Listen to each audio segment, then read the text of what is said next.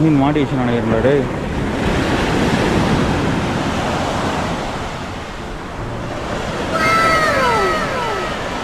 குட்டி குட்டி குட்டியாக வருது.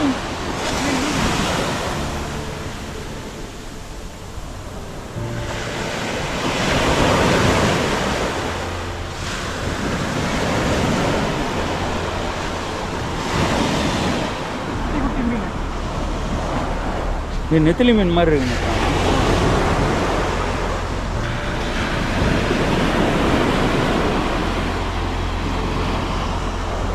மொத்தம் ஒரு 20-30 இருக்கும் போல. இது எல்லாத்துலேயும் வரணும் போல.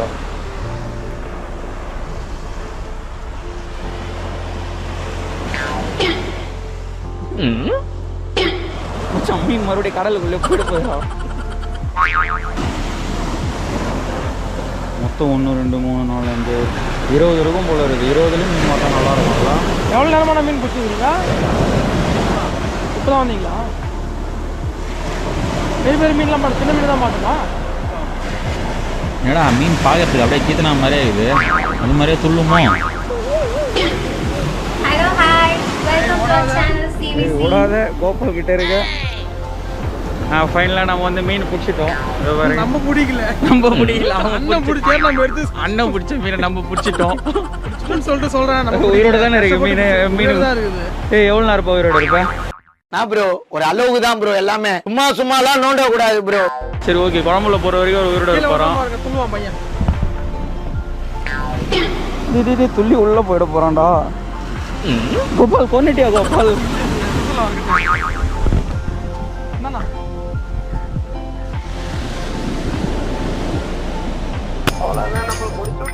என்னடா அண்ணன் கிட்ட குத்தா சமாதியே கட்டிட்டாரு. ஒரு ஐடிங்கோ.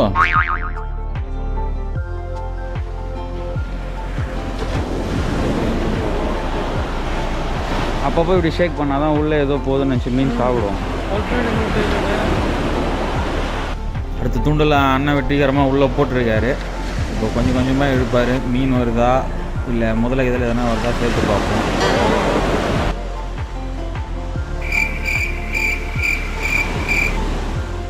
அவ்வளோதான். கொஞ்சம் லைட்டாக ஷேக் பண்ணிட்டு அப்புறமா அப்படியே ஸ்லோவாக அதை இழுக்கிறாங்க. அதை வருது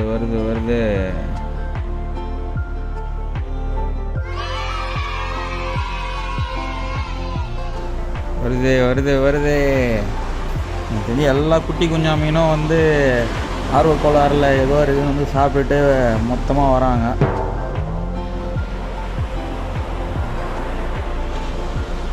ஏய் இங்கே வந்ததெல்லாம் துளின்னு வர்றது பிரியாணி மாட்டினே பங்கு. அவ்வளோதான், ஸ்டக்கு தான் நீ.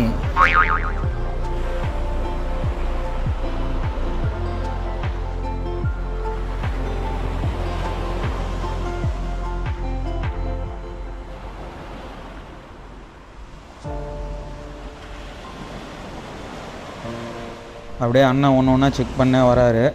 அதில் இறை இருக்குது, இறை சாப்பிட்லன்னு சொல்லிட்டு செக் பண்ணிட்டு வந்துட்டு இறை இல்லாததெல்லாம் வந்து இறை எடுத்துன்னு வந்து போடுவார் போல. இது ரைஸ் ஆக்சுவலாக இது என்னென்னு பார்த்தீங்கன்னா ஐக்கு பூச்சின்னு சொல்லுவாங்க. அந்த கடல் ஓரத்தில் பீச் மணலில் லைட்டாக தோண்டினாவே நண்டு மாதிரியே ஓடும். இதை தான் வந்து அண்ணன் முன்னாடியே வந்து எல்லாம் தோண்டி எடுத்து கலெக்ட் பண்ணி வச்சு ஒன்று ஒன்றா இறையாக மொத்தமாக போட்டே வராரு. இது ஆக்சுவலாக மீனுக்கும் ரொம்ப பிடிக்கும், எனக்கும் ரொம்ப ரொம்ப பிடிக்கும். கோவளம் பீச் போனீங்கன்னா அதை கண்டிப்பாக ட்ரை பண்ணி பாருங்கள். பூச்சின்னு கேட்டால் தருவாங்க. இதை பூச்சின்னு தான் அந்த பூச்சி இல்லை, இது வந்து கடல் ஓரத்தில் இருக்கிற நண்டு வகையை சேர்ந்த ஒரு பூச்சி. செம்ம டேஸ்ட்டாக இருக்கும். அப்படியே நண்டு மாதிரியே இருக்கும். நல்லா முறுக்குன்னு சாப்பிட்லாம். அப்படியே ஒன்று ஒன்றா கொத்துட்டே வந்துட்டு அண்ணன் நெக்ஸ்ட்டு ரவுண்டுக்கு தயாராகிறாரு.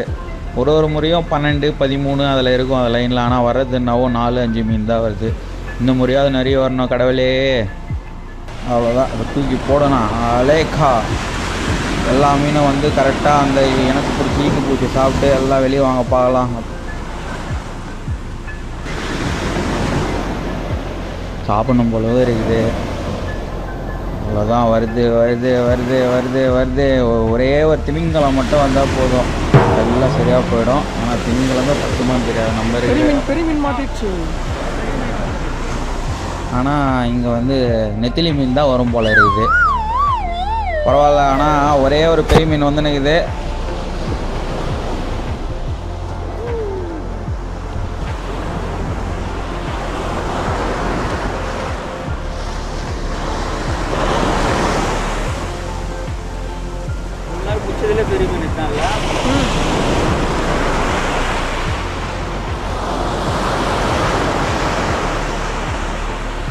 கைஸ் நம்ம வந்து மீன் பிடிக்கிறத பார்த்ததுக்கு ஃபைனலாக நம்மளுக்கு கண்ணுக்கு வாய்க்கு ருசியாகவும் கண்ணுக்கும் நல்ல நலமாகவும் நல்ல பெரிய மீனாக மாட்டிக்கிச்சு.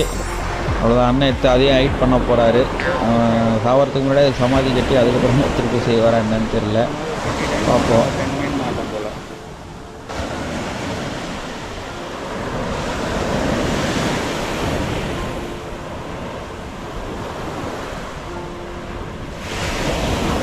கைஸ் இதோட அந்த ஃபிஷிங் வீடியோவை க்ளோஸ் பண்ணுறோம். மறக்காமல் பார்க்குறவங்க சப்ஸ்கிரைப் பண்ணுங்கள். யாருமே சப்ஸ்கிரைப் பண்ணுறதே இல்லை. கடைசியாக நான் பண்ண ஒரு வேலையாக பெரிய மீன் பிடிச்சிட்டாரு. லாஸ்ட்டாக பெரிய மீன் வந்துச்சு, அதையும் காட்டியிருக்கோம். ஃபாலோ சப்ஸ்கிரைப் எல்லாமே பண்ணணும். Okay, will see you soon. மறக்காம சர்ப்ரைஸ் பண்ணுங்க. தேங்க்யூ.